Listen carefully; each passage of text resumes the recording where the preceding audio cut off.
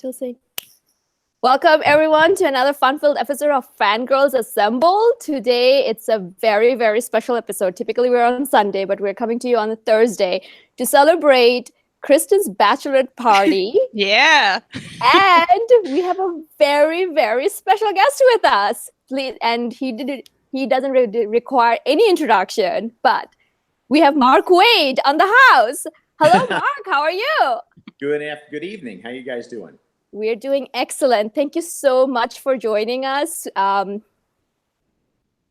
Sorry. What? No, I think Mark's voice cut off. Sorry. No, I just said thank you for having me. Okay. Oh, got it.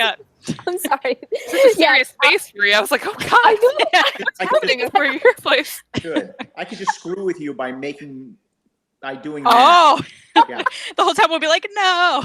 Yeah. Mark, what have we done? And that I will be like, oh my God, what's going on? Anyway, before we get started, we have a lot of fun topic to discuss with Mark. But before we get started, we just need to give a little shout out to our sponsor, InStockTrades.com, where you can go for all your collected edition needs. You can get anything from DC, Marvel, Image, Dark Horse, all of Mark's wonderful creation for up to 42% to 50% off. And it's also free shipping to US after $50 worth of shopping. So go to InStockTrades.com for all your collected edition needs. All right. So now with that out of the way, just wanted to welcome you once again. So the two people who have probably joined us and never heard of you, Mark, tell us, what's your origin story? How did you started in comic book industry? I started a million years ago. I started reading comics when I was 4 years old, and I never stopped. Even after I discovered girls and cars and stuff, there was never that period of, I'm kind of growing out of comics. Maybe I'll come back to them someday. No. That was always my priority.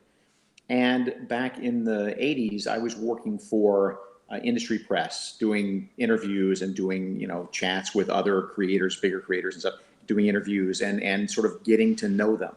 And that helped enormously get my foot in the industry, because people forget if you're hiring in comics, you're not just hiring work, you're hiring people. And it helps to have a face to put to the name. It helps to have a face to put to the work. And so that was enormously helpful. I went on staff at DC Comics for a couple of years as an editor, and then left there and went freelance in end of 89.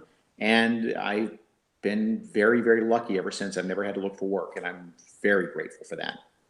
That's so great. So were you always into what do you kind of like so much about comic as a storytelling medium? Like, were you always have you ever thought about no, I just want to be a traditional storyteller, or it was always no, I want to be a comic book writer? I want to be a comic book writer, right? Because for me, it's not so much the writing as it is being able to honor these characters that meant so much to me when I was a kid. I've tried other kinds of writing, and I could probably get by with it, but I don't have the same passion. It's not like I have a bunch of stories inside me that are yearning to get out, like a tortured soul. It's more, man, these characters were really important to me growing up and did a lot for me, and what can I do to show other people how much I love them, and hopefully they'll love them too. So speaking of wonderful characters, I need to give you a little backstory. For me, I used to hate Superman. I found nothing interesting. I wasn't interested in reading him. But your Superman Birthright completely changed all of that for me. That was the goal. That was my love letter to Superman. That's my favorite thing I ever wrote. And that's the whole reason I wrote it, is so that people and I've heard this so many times, and it's so gratifying. People saying, man, I really didn't like Superman, but now I get it, and I'm so happy about that. Good. Because I now spend all of my time just sharing the heroics of Superman. Like, you don't understand. Especially to Kristan here. Sorry. Was there any one thing in particular that you latched onto that made? No, I'm not talking about the genius of me. I mean, in terms of the characters. Is there anything I showed you that made you go, "Oh, I like this guy"? I think a lot of it was just I'm very family oriented, and I like when there's more to a character than just them being a superhero. Right. And so digging more into his origin, how he dealt with all of that growing up, and his family meant more to me, and that's what really got me into him. And that's what continues to make me into Superman. It's not just this, amazing icon that he is, but Right. why he's an amazing icon. Right. And reading Irredeemable by you two only made me more realize that.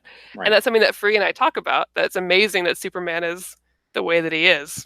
Thank you. So, well, thank you. Okay, good answer. I like that. Yeah, I mean that's like this. I think I mentioned it to you when I met you in Baltimore Comic Con 2 years ago. That after reading Irredeemable, I finally realized that okay, being Superman is not easy. It's not an easy job, right? Yeah. Right. So that's, I mean, it's like you have switched both of our minds. Excellent. Thank you. So, I wanted to ask something kind of related to that. You've showed me how Superman can be a very compelling and interesting character, and I think the way you wrote him made him very compelling for me. When you go to write these characters, especially, love letters to these characters that, you've been a fan of forever, how do you make them more compelling? Because I'm sure you're writing them in a way to kind of share them more with the world and make them That really more. is it. It really is going and finding out what it is I love about these characters and shining that up and just showing you. It's a matter of going back to basics. That's a big thing, trying to go back to the earliest conception of these characters. And because I maintain this until the day I die. For these characters that have have existed before me and will exist long after I'm gone, the ones who have been around since the 40s, 50s, 60s, there is a reason that these characters have survived. And it's some sort of X factor, because if we knew what that X factor was, we'd be creating characters every day that could last 50 or 60 years. We don't know. We think we know. But so my feeling is always go back to basics, try to figure out what worked in the beginning, and try to do no harm if you can. Try to stay as close to that as you can. I have issue with creators who put their ego before the work itself, or before put their ego in front of the character and say, well, I'm going to show you how this really should go. Well, slow your roll, pal. So how do you do that though? Like, how do you kind of differentiate between, like, keep your, I'm sure, like, every one of us have our own ego to deal with. Like, and everybody has their own view of who Batman is, or everybody has their own view. Everybody's Aquaman is different. It was not brought home to me really strongly until a couple of weeks ago when I was talking to a younger friend of mine who was saying, well, Tim Drake is her Robin. And I'm like, oh my God, no, Dick Grayson's Robin. But then I realized, no, Tim Drake has been Robin for almost as long at this point, and Jason Todd was Robin almost as long as Dick Grayson was. So I get that everybody's interpretation is different. I don't know. I look for the things that I emotionally respond to. I look to the things that I connect to on a human level, and then worry about the powers and the setting and all that stuff later. But why do these people do what they do? Digging down, and that's what I always want to know. What motivates each of these characters? And it's not just a matter of, I feel like doing good. Why is that? What drives you? If you are, if you're Green Arrow, what drives you? Well, probably what drives you is you were a 1%er for a part of your life, and you realized how much you've squandered, and now it's a matter of making up. If you're Superman, like I've said in Birthright, it's a matter of just trying to embrace your destiny. This is what you feel like you were put in the universe to do. And to not do that is to dishonor your family, dishonor your heritage, and dishonor your abilities. Everybody has a different motivation. Right. That's very, I didn't think about it from that point of view, because I'm just reading your Daredevil, and one of the things that you, like, well, not you, like Daredevil says, Matt Murdock says, is like, I don't like that unhappy Matt. So I want to be the happy Matt now. Right. So, and by the way, for Matt, the reason Daredevil does what he does is because why he pursues the law, why that's such an important part of his life, is because when he was a kid, the most unfair thing in the world happened to him. He tried to help somebody and he had this horrible accident. It's the most unfair thing you can imagine. So I honestly believe that Matt Murdock gets up every morning and tries to make the world as fair a place as he possibly can to make up for it. He wants it to be a fair and just place, because it wasn't just for him. So did you realize that, like, when did you kind of thought about that? What was your first Daredevil read? Is that when you kind of just kind of thought about it before you started writing, your run? With a lot of these with a lot of the Marvel characters, I mean, with the DC characters, I can do 30 minutes on any of them. So at the drop of a hat. With the Marvel characters, who I wasn't reading as much until I was a teenager, because I lived in the deep South, and there weren't a whole lot of Marvel comics being distributed at that time. So you could find DC comics everywhere, but Marvels were not easy to find. So it wasn't until I was a teenager that I really found Marvel comics. And I love those characters, and I know those characters, but I don't know them as deeply. So the challenge is always, okay, here's Fantastic Four. What's your take on Fantastic Four? And my instinct is always to say, I have no idea. I don't understand what makes this stuff work. And then I go and I think and I write. I just sit down at the keyboard and I just start like free association, just writing everything I can think of about these characters and everything that comes to mind about them. And I do these sort of little manifestos that sort of help me understand. There was one in the back of Birthright for Superman. There's one for Fantastic Four that shows up in one of the collected volumes. It's basically just, this is what I think. This is my take on this character. And it helps me just writing it out. Just helps me really get a sense of what it is that's working and what it's pulling deeply from me. And by the time I do this, I have a take, and I talk to the editor and make sure that it's consistent with stuff that's happened before. With the DC characters, I kind of know them backward and forward. With the Marvel characters, as much as I love them, I don't really think about what I would do with them until you give them to me. Like I didn't have any idea what I would do with Doctor Strange until a year ago when somebody said, okay, we want you to do Doctor Strange. And I had to go think about what that meant to me. Right. Yeah, I mean, that's like you. So do you actually go and read the previous? Yeah, I just go delve back. I've got a huge library of books here. I don't have any. I put my comic book collection per se on consignment years ago, so I don't have that anymore. But I've got a million trade paperbacks. I've got a million collected editions, and I've got friends who can share stuff. So that's access to that is not hard. Right. Well, speaking of compelling characters, this is something we love talking about in pretty much every episode we do is representation in comics and seeing ourselves in comics and people that we know, people we love, and people of all sorts of types. What does representation mean to you, and why do you think that's important? It means everything. I mean, it means everything at this moment in time. That is our audience. We are not an audience of elderly white guys anymore. That's not, they may still be the majority in comics readership, but it's waning fast, which is great. I don't want to see those people go away. I just mean if there's more, I mean, the reason representation is so important is because there's no other way to get those voices from outside into comics. What I'm trying to say is that for a long time, and I'm saying maybe from the 70s right up until about 10 years ago, there was this myth that that there were a million African-American creators and young women who desperately wanted to break into Marvel Comics if you just open that door. And the fact is, then we go downstairs and we'd open the door and there'd be 3 guys standing there.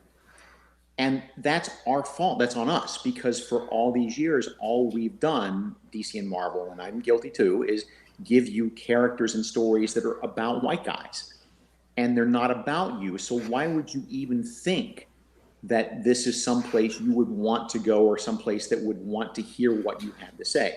So the more representation we get, the more it snowballs. And we got a long, long way to go. But that means so much to me because the only I've read 1 billion comics by now. And now the only thing you can get me interested in is whether or not the writer has a unique and interesting voice. If that's not the case, and it reads like every other comic, it can be a perfectly fine comic, but I'm just going to be bored. Right, and that's kind of also brings us to another level that we are. I think that's a common complaint that you hear even within like people who have been reading comics for a very long time or who are coming to new into comics, that all stories reads the same.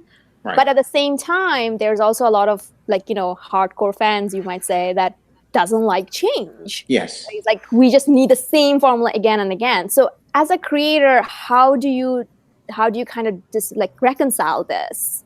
It's a tightrope. It really is. I mean, this is why we do things every once in a while, like put Riri Williams in the Iron Man armor, for instance, or try to do something with Sam Wilson in the Captain America suit, because if you bring brand new, for whatever reason, the demographics haven't shifted enough yet, where if you bring brand new characters into DC or Marvel, that they are immediately embraced. Ms. Marvel is the only one I can think of in the last 10 years. And then before that, you have to go way back. You know, there's like Firestorm and Punisher, which were created before any of you were born. There's not that many characters with that sort of staying power. Ms. Marvel's a fluke, and it's great, and I love that.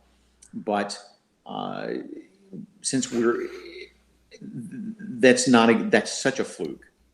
For every Ms. Marvel, there's 15 other characters that we think are great, that we want to show you what they're like, and people just feel like, well, it's not, I want to stick to Captain America and Thor and Iron Man and Superman and Batman, which is fine. So that's a way of sneaking these characters in. Sometimes we overdo it. I think we went through the period of Marvel where we had way too many of the bread and butter characters not recognizable at the same time. But I don't know any other way to do it. Ms. Marvel, like I said, is such a great fluke. But if we knew how to do it, we would create another Ms. Marvel every year. Right. I would love that. Yeah. So, Kristan, you want to go with the next? You can. I'll jump in. Okay, so it was kind of piggybacking off that. It's not on our list of questions, but I just thought about it. We've also talked about how, like, on our show, that some of these newer characters that are more diverse, you know, they are open to a wider audience, but this wider audience isn't into floppies. You know, they're more into buying a collected edition, and therefore doesn't always do well. Right. Do you see that as well? Oh yeah, and that's part of the illusion that's out there, that those who, especially those who hate change in comics, who think that comics are going down the tubes because they weren't like they were when Mommy was still alive, that they tend to look at sales figures that they see, the sales figures that they can interpret from the limited data given to them, and going, well, this book is sliding, this book is selling terribly, why are they publishing this book about a woman or about a black kid, or about, why are they doing this? Well, there's invisible data. You don't get it. We don't give you digital data. We don't show you what the digital sales are. And in fact, a lot of times we as creators don't know what we're doing digitally in terms of our numbers. I don't know what Doctor Strange sells digitally, but I'm told a relative percentage, and it's a pretty good chunk. And then the trade paperbacks, as you say, have become more and more the way that people get in, more and more the gateway, that those are evergreens. Those things will, I mean, I asked once at one book I was doing, and it wasn't doing great in sales. And I was a little concerned about it. And I was told by the president of Marvel, like, look, this is a book. It makes for collected editions that we can sell forever. So don't worry about it. So the paradigm really has changed. And I agree with you that floppies are not the entry level that they used to be, and I don't know that they ever will be again at, you know, $3, $4, $5. But that's the system, and that is as this guy who owned a store, as a person who has worked in every aspect of this industry, you know, I'll tell you, that is just part of the system that you can't take out drastically. If it would be wonderful in my mind if we really could go to like trade paperbacks all the time, that would be great. But would help us. Yeah, and it would make it easier for people to understand where to come in. It would make new readers. It would be more friendly to new readers. But if stores, the 1,500, 2,000 stores, whatever we got left, if they don't have that weekly cash infusion of customers coming in every Wednesday, they can't make it work. They just can't make it work. So I don't know. At some point, that paradigm is going to finally tip, and it may be 5 years from now, it may be 50 years from now. I have no idea. But are you seeing a change though? Since you're like, you said that you've been in this industry, like you have been in this industry for a very long time. So are you seeing a change both in like representation, both on and off screen? Yes. And also how the business model is changing? Right. That's the most revolutionary and the best thing that I've seen happen in the 35 years I've been in comics is inclusivity. Now we have every time I say this, people scream at me because we're not there yet. And I admit it, we are not there. We have a long way to go.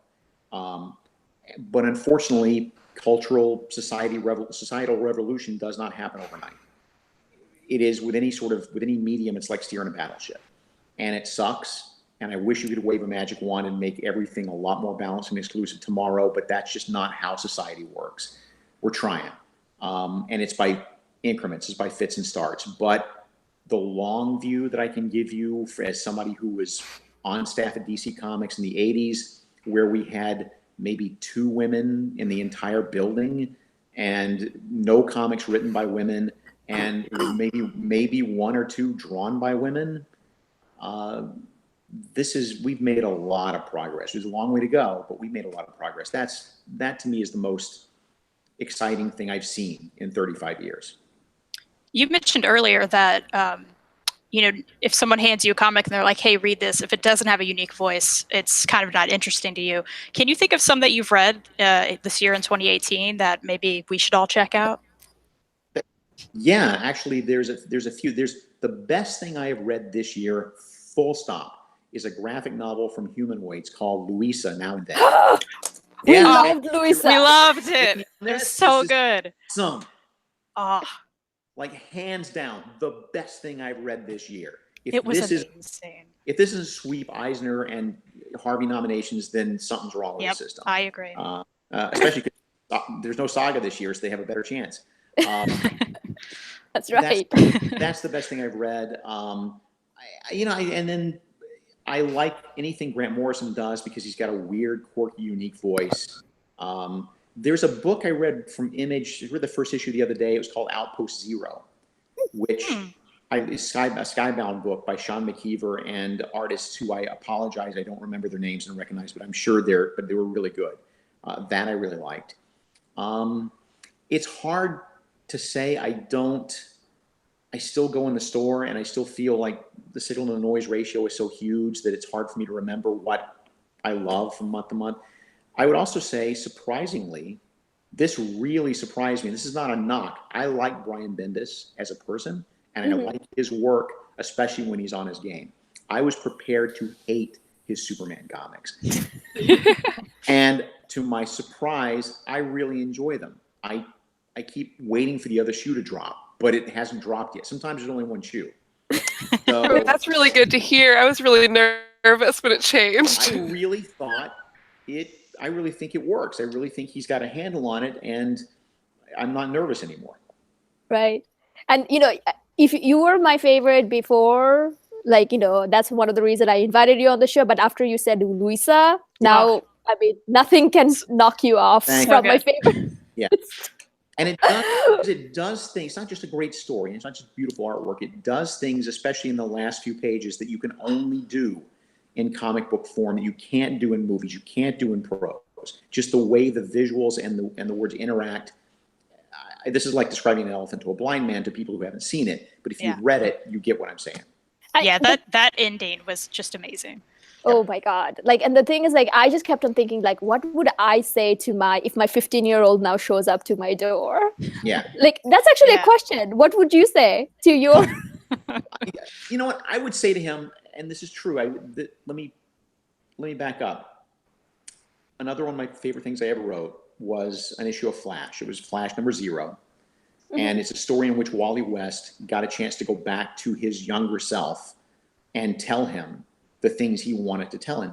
And that came from a real life moment. It came from when this is 20 years ago now probably, and I was driving around Alabama, and I went to the house that I grew up in, one of the houses I grew up in, and knowing I was 6 or 7 at the time.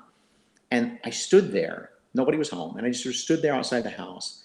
And in my mind, in my imagination, there was a 6-year-old Mark Waid in the backyard just playing around, and I wanted nothing more than to be able to go around and sit down with him and say, everything you worry about, everything you're concerned about, all your things that you think are problems, or you don't think you got a future, don't worry about it. You've got it covered. It's going to be okay. And so I was able to put that in Flash. And so that kind of answers your question. Again, a 15-year-old me, I would try to tell him the same thing. I would tell him, don't worry, it's going to work out. And I also tell him, don't ever have a Twitter account. Fair. It's good advice. Hey, that's actually something I tell all the young folks nowadays. I'm actually, I always said that I'm 90 years old, trapped, but oh my God, Twitter. No. It really it has turned into a cesspool, which is a shame. It is a shame. Yeah, but you're with me on this, right? I'm not alone. No, we agree. Where do we go from now? Where are you guys going? Where is there to go? What's the next iteration? It's a good question. Like, I have a Twitter just to read, but yeah, where do we go from there? Because now it's all like, if you don't follow the people that aren't going to give you the cesspool of awfulness, like, what do you do? Right. I think I don't know. That's a very good question. Where do we go? I feel like there's a comic book in there, Mark. You need to write this. There is nothing. I mean, Instagram is a viable form, but it doesn't do the same thing. It doesn't serve the same function. Yeah. Snapchat, same thing. Not the same. Slack, not there yet. No one's. I'm watching closely because I really want to know what the next iteration is, and I've yet to find it. Yeah, I think like Facebook is probably the best there is. I mean, they will track where you have been and what you have been up to. But and people will come scream at you there too. But that is true. Yeah, well, I think like those screaming horde, you can't escape them. So you can't. I mean, and for people like me, I mean, and this, I don't mean this to sound self-aggrandizing. It's just true. I'm a public figure. It doesn't mean I'm a good public figure. It doesn't mean I'm right. It just means I'm a public figure, and therefore it's gonna hit me. And I say the same thing to the assistant and associate editors at Marvel and DC. Like, it sucks that they get that barrage of hate, and I want nothing more than to see it wiped out. But to some degree, you kind of have to armor up just a little bit, because that's going to come with the job. But it does. And, we all know how much online hate there is out there. Yeah. Yeah. We talk about that a lot too, just, about how we as fans, it's okay to not like a work or maybe not be happy with something. Right. But it's a whole other thing to interact with those people that are also involved in the media that you love, right, and be complete jackasses. Well, the thing is, this is, and I feel comfortable saying it here because I can say it in my voice. It doesn't look like cold type, so it's harder to misinterpret what I'm saying. I think that most fans understand that you're buying your comic, and that gives you the right to have an opinion about the comic. And it gives you a right to talk to other people. It gives you a lot of rights, but it doesn't automatically confer upon you the right to the creator's time, personal time. That other creators open social media and are willing to interact it's a bonus. I mean, I'm trying to find a way to say this so it doesn't sound like I'm putting myself above anybody. We're all still, we're still human beings. We're all still, but there is that sense of entitlement that I think grates on a lot of us, that a contingent of fans believe that we are obligated to listen to them say whatever they want to say to us on social media. And I wish they would understand, like, when it doesn't come with the price of the comic. That's not included in the price of the comic. And that's a good way of saying that. It's really not. I mean, when I was a kid, it would never occur to me that I would have the right to call Denny O'Neil on the phone 5 times a day and yell at him, And if he said something to me and I was a fan, I would be over the moon, and this would be the greatest thing in the world. So again, I appreciate that people are that passionate. I really appreciate that people are that invested, but it is an issue for everybody in comics. Well, since I got you here, how dare you put Wonder Woman and Superman together at the end of Kingdom Come? I know. But remember, as I keep saying, Kingdom Come was a cautionary fable. It was not a recipe for the future. It was not meant to be a blueprint. It was meant to be don't go here. Oh, I know. I'm just joking. I couldn't pass up the opportunity, but I do want to tell you that I wrote a lot of fan fiction after Kingdom Come. Like, what do the three of them ran off to after that? Trust me. Young Fariha wrote a lot of fan fiction. They have been burned since then, but That's a they were shame. there. It'd be a really good show topic. Right, but the thing is, like, well, that's kind of a good question, though. Like, how did you think fan interaction changed since social media became a thing? Or now, even like Comic Cons have changed a lot, I think, compared to what it was before. They really have. I mean, and again, that availability is great. And again, if I were a fan, I'd be thrilled. But it has changed, and it's the immediacy. There is no other medium that I can think of where the creators behind it are so open and so accessible. It's not, Anne Rice isn't on Twitter every day. She doesn't when she doesn't get fan letters about Interview with a Vampire to this day. She's, people who work on your favorite TV shows, they will interact every once in a while, but they're not there 24/7, except for Chris Evans, and I'm glad about that. Because he's awesome. But by and large, they're not there. So with content, we're out there all the time, and that's an outgrowth that comes from history. That comes from the fact that in the 1950s, comic companies started printing readers' names and addresses on their letters so they could start communicating with each other and sort of set a fan network. And we as creators would be very accessible and answer the fan mail ourselves and so forth. And so that precedent was set that we are, you can write to us, we want to hear what you have to say. Stan Lee invented that whole idea of, we're all just one big family, come talk to us anytime.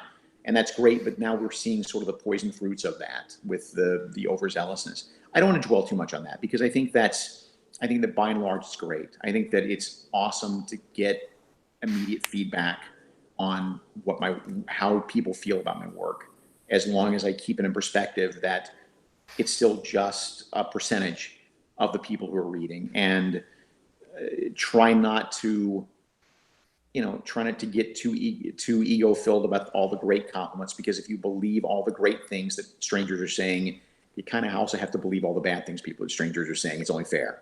Right. Well, the reason I reacted to the name Chris Evans because we have a running joke in our show. How long I can go without mentioning Chris Evans? Well, apparently 34 minutes. That's it. Could be a record, honestly. Yeah. I think it may be. That's like, and even today when we were kind of advertising your appearance, I used a picture of Chris Evans. But isn't he the best? He's just the best. He really is. Yeah. He is. We could go on about this for the next 30 minutes. Yes.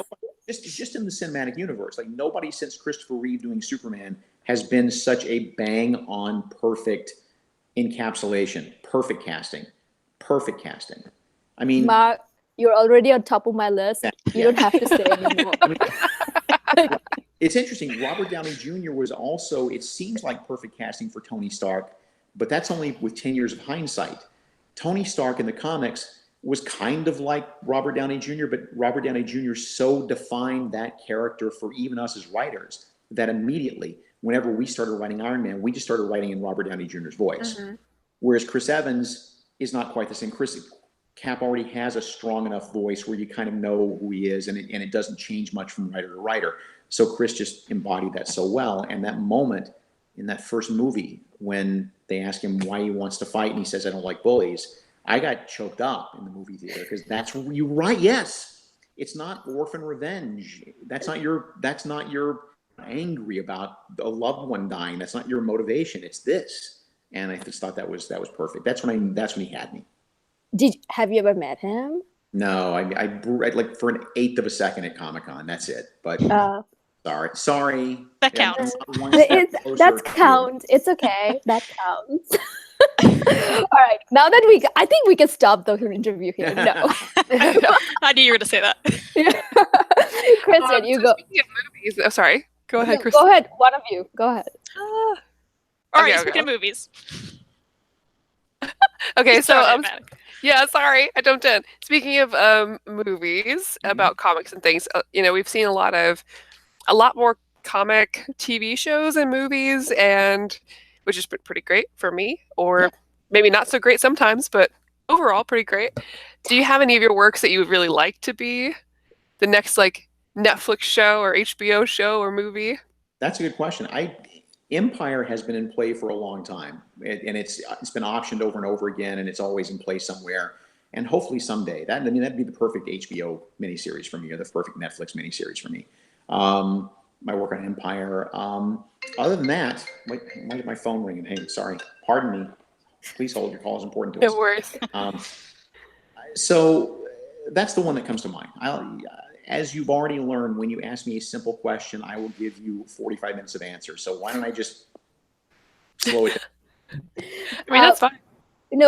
Empire is one comic. I remember every single panel of it. Like, I can't forget that. Like, that was very like, the whole time. And it was, this is me the whole time. It was honestly some of it was, okay, if you think that all I can write is goofy Silver Age superheroes, let me show you what else I got in my quiver. Right.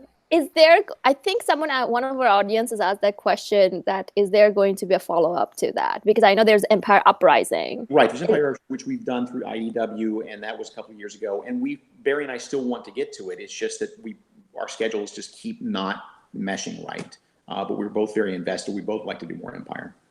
Yeah. Now that I can see that to be a very good HBO show, or like that's like, and the whole time I'll be like, this. Yeah. All right, Kristan, you want to go next? Yeah, I get the impression that you're a hardcore DC fan. Yeah, that's what I've gotten from this. If you were to pick one Marvel book for a hardcore DC fan, what would it be, and vice versa? All right, if I were going to give a Marvel book to a DC guy and say, look, this is Marvel at some of its best, I would probably give him Daredevil Born Again. Yeah. I think maybe that. If not, because I would be, depending upon the fan, I would be afraid of handing him something like, here's the first 38 issues of Spider-Man, because it reads great to me, but I don't know that it holds up to a much younger audience. But something like Born Again feels like a lot more timeless work. And then conversely at DC, geez, I don't know. I mean, what DC book would you give a Marvel guy? Kingdom Come. Yeah, please. That's not. I'd give him All-Star Superman. I think that's a good pick. Yeah, that's a pretty good pick. I think that's like a very good thesis of Superman. Yeah. So yeah, that's a good one. And it leans into the difference between the two universes. The difference is that at their best, the Marvel Universe is very much trying to make it as real and as much the world outside your window as it can, which is fine. DC at their best, it leans into the fantastic, leans into the incredible, leans into the amazing, and the fantasy aspects of it. And when they tackle it without shame and without embarrassment, like they did with All-Star Superman, that's DC at its best. So it's like All-Star Superman is your favorite Grant Morrison work?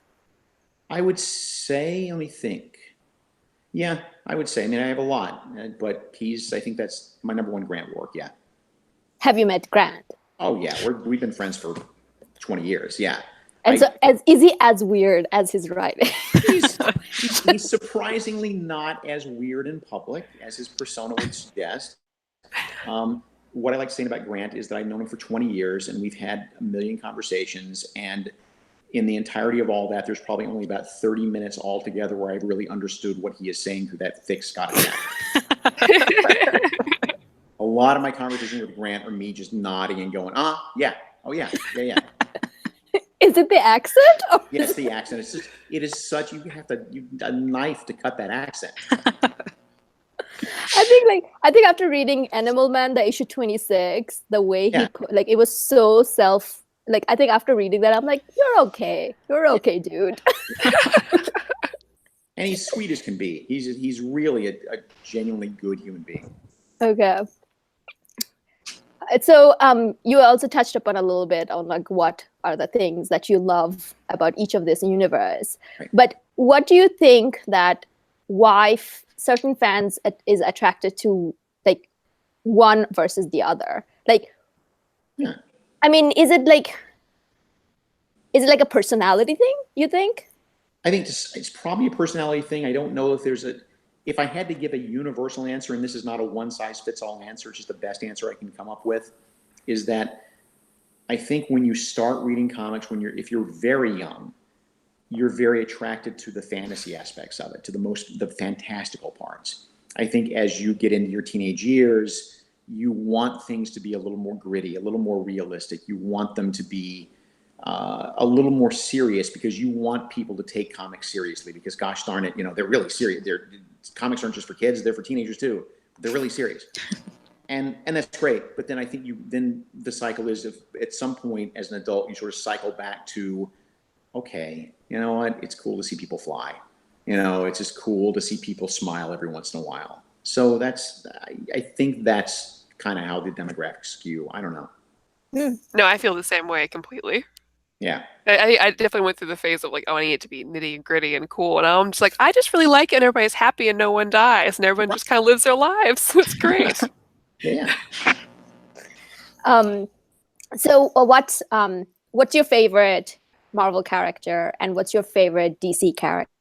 And in a fight, who will win? Well, first off, Superman's my favorite DC character, as you can probably guess. No. You're kidding. This is the revelation. And Superman wins every fight, because anyone who can hover 100 miles up in the air and uses heat vision to incinerate you wins every fight. If you have heat vision, that wins every fight. My favorite Marvel character, it sounds so cliche to say this. I don't believe I'm actually seeing these words come out of my mouth, but it really is whoever I'm working on at the time. Like right now, Doctor Strange is my favorite Marvel character, but Daredevil for the longest time, and probably will be for a long time, is my favorite. That's not, all that's not true. Captain America. You know what? If it's step back, I think Cap is my favorite Marvel character, and that's why I've gone back 4 times, because you never ever want to go back to a book you've done before. You never ever want to do that, because all people are doing is comparing your current work with how they remember the old work being, how good they remember it being, whether it was really that good or not. Right. I learned this lesson the hard way on Flash, when I didn't want to go back. And they got me to come back for 6 issues about 10 years ago, and I just face planted. I mean, I thought I was doing a good job, but people looked at, because I was trying to do something different than what I did before. And the attitude was, well, no, where's the Wally West? Where's the stuff we like? This sucks. I would argue it probably doesn't suck or any worse than my worst issues of Flash back in the day, but you're remembering it through rose-colored glasses. With Cap, I still feel like I've got things to say, and I still feel like if I'm lucky enough to hook up with the right artist who can help make sure that I'm not out there alone, unprotected, and I'm working with somebody good like Chris Samnee, then I can go back. So, all right, forget everything I said about my favorite at the time I'm working on him. That's kind of true, but actually Captain America. So who will win a fight, Captain America or Superman? Well, first, they would never fight. What is there to fight about? There's nothing. I guess I'm alone in this, but I never wondered what it would be like if my 2 favorite characters fought. I don't want my characters to fight. I like Superman and Batman to be pals. I like Iron Man and Spider-Man to work together. It just, that appealed to me as a kid. And I think part of that was because, and this goes for a lot of us growing up, is that I was a very lonely kid. I was bullied, because a lot of kids who grew up reading comic books, and were nerdy, were a little bullied. So why would you want, you want everybody to like each other. You want people to like you. Why do you want this all the time? I'm so right sweet. With you on that's that. So sweet. And that's cool, and that's awesome. I understand that's a huge amount of the appeal for a lot of people, and I'm not knocking it, but I'm just saying for me, I don't get it. Right. So what do you think they will be talking about on a coffee, a coffee date? A coffee date. I don't know. I would think they'd both be trying to figure out what the American way means in the year 2018. Yeah, and they'd both delete their Twitter accounts. Yes, they would.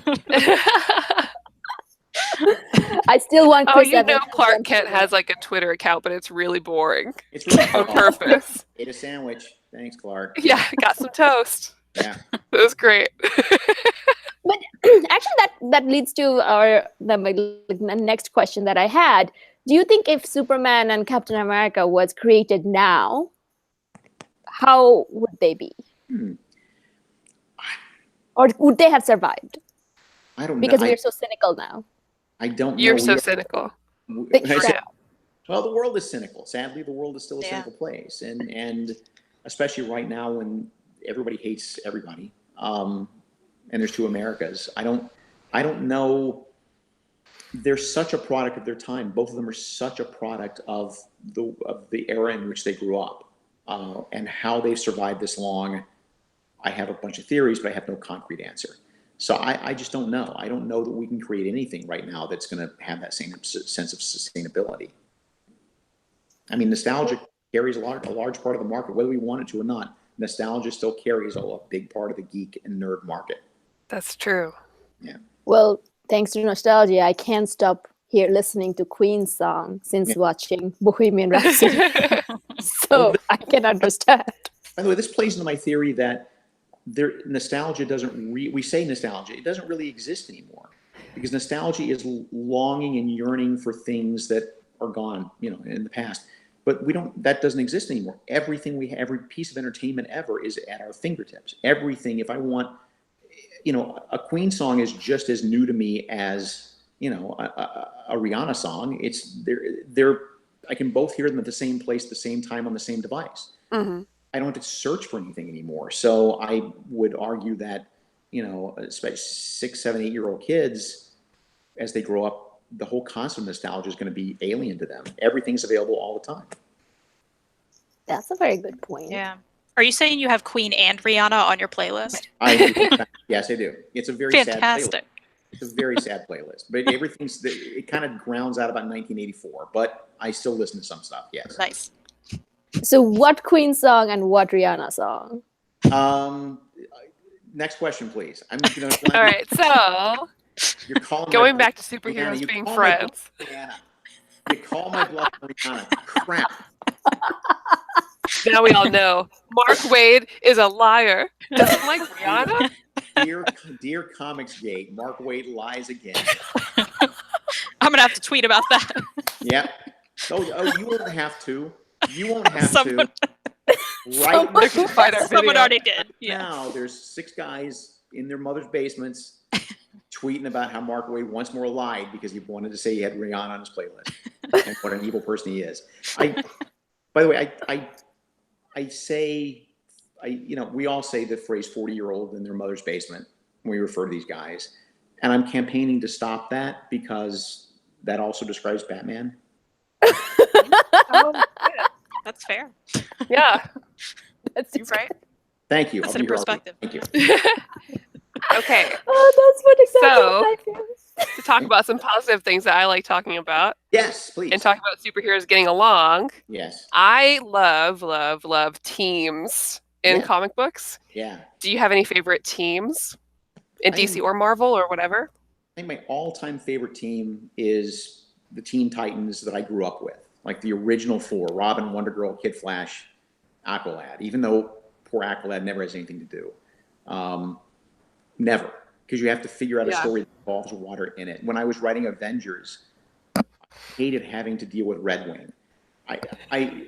Falcon is fine. I kept forgetting that Red Wing even existed, his pet bird even existed. Because there's nothing for him to do in the story, and I started referring to him as the Aqualad of the Avengers. But though that's my favorite team. Maybe I've learned to love the Fantastic Four. I didn't love them growing up, but now that I got into them and understand how they work, I like them a lot. What about you guys? Each of you, give me your favorite team.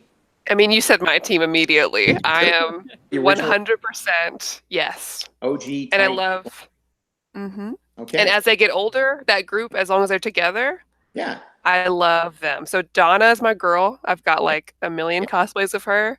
Yeah. And Roy Harper is like my #1 love right now. So that's also another thing we talk about is how long Maddie's gonna go without mentioning Teen Titans. Like mine has since I read Hickman's Avengers, it has become Avengers. because I think like it's like the Avengers, the movie got me really into hardcore comic reading. So it has always been, you know, I mean, as you can, I don't know whether you can tell which publisher I little bit, yeah. I don't know. I mean, I don't know. Like, you know, the Avengers would be mine. Like, you know, they're just like, you know, really competent and badasses. Like, I don't know. It's just something about them just clicks. Okay. Yeah. So I feel like I have to go with X-Men and any version of the team with Rogue, because Rogue is my all-time favorite, and I will read any Rogue story. Rogue and Gambit are two big gateway characters of the X-Men that both of them have enormous, gigantic fan bases. X-Men's one of those books. I did like 6 issues a million years ago, and even then I didn't feel like I could quite get it, and I'm still not sure. I mean, it's been floated to me a few times. Why don't I do the X-Men? But I can't find it in. I'm sure if I sat down and did my little manifesto trick, I might find something. But I love the X-Men. I love the Byrne Claremont X-Men. I love everything that Claremont did. I love some of the more recent stuff. But I can't.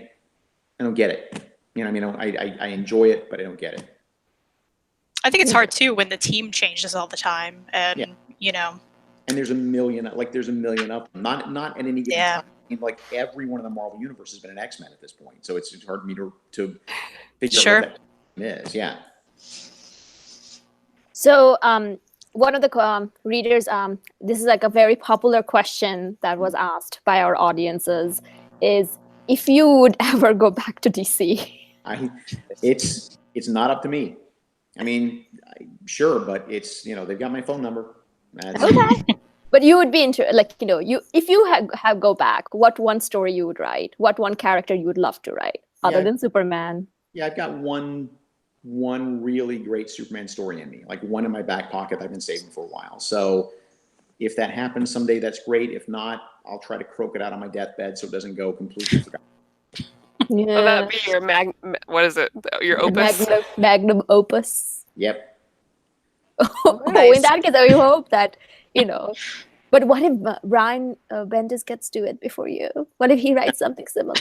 He won't. I think I got this one covered. I think I came up with an angle nobody has. So we'll see. Okay, I'm just trying to create Wade versus Bendis. Thank you for putting that in my head. Like, I'm trying to create that. I met him, Bendis as the nicest guy ever. And I love his Daredevil run. Now remember, we don't want people to fight. We want people to be friends. Right. That's true. But remember, I'm also the scenic. So. Right. Well, I have to get in. What is your top 5 of all time? Books or runs? I would say, and again, I'm dating myself with a lot of this stuff. Although I would, you know, I would put Watchmen at the top of the list, because I think that it's, even if you don't love every plot element in Watchmen, even if not every single plot element holds up, structurally, it's a perfect comic book. I mean, structurally, every single line of dialogue, every single element of art contributes to the story. There's not an ounce of fat on that comic. And that, to me, structurally, that's what I hand people when they want to know how to write comics.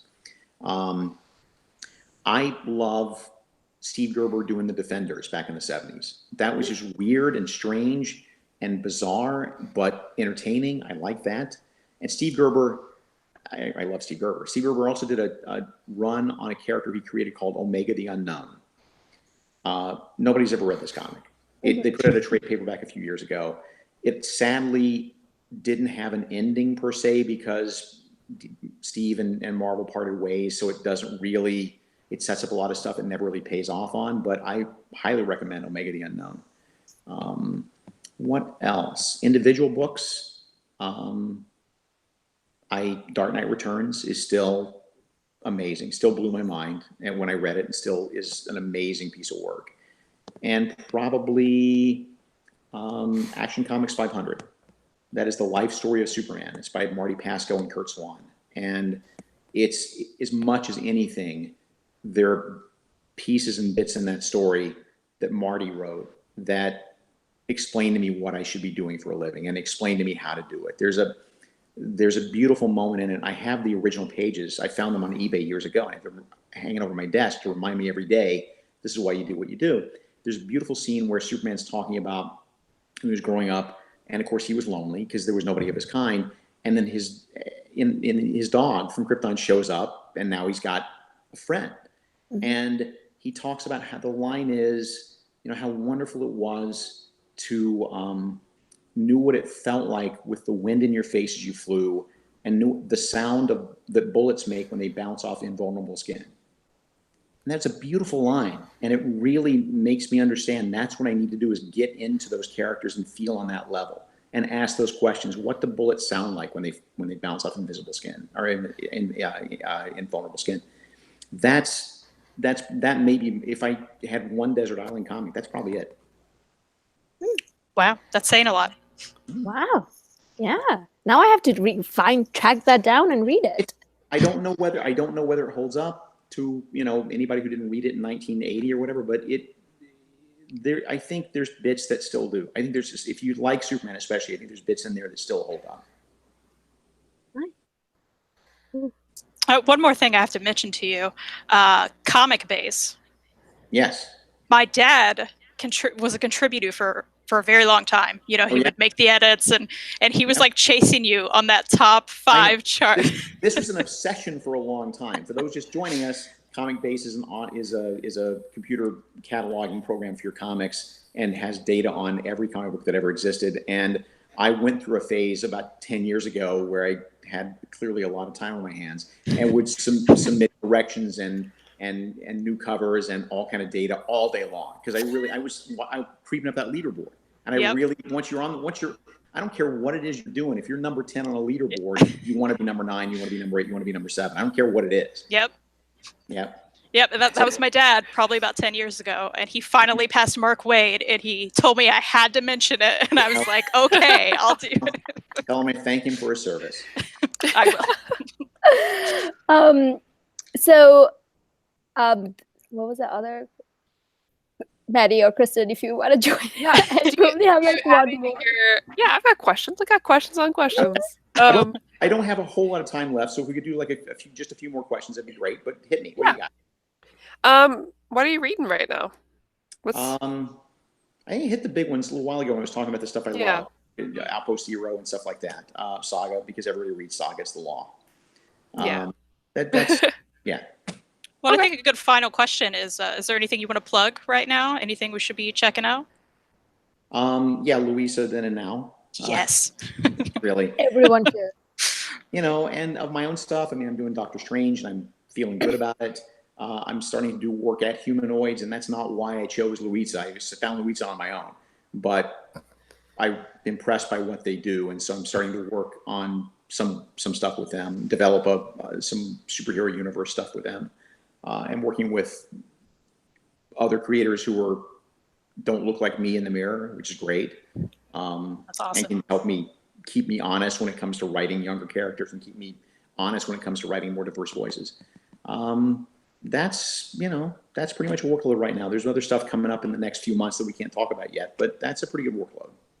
Okay, well, we're going to be keeping an eye on all of them. So one of the other questions that one of our audiences asked is that what advice would you give to a young creator who wants to break into the business?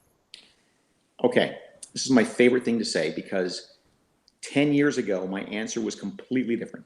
My answer 10 years ago, and it was everybody's answer 10 years ago, was find an artist and then go do a comic book and go get it printed up at Kinko's and go to conventions and hand it to editors and hand it to other people and see if people, and you can still do that, and that's fine, but you don't have to do that anymore. We have the internet. The internet has democratized comics. If you want to be in comics, go do a comic. You're in comics.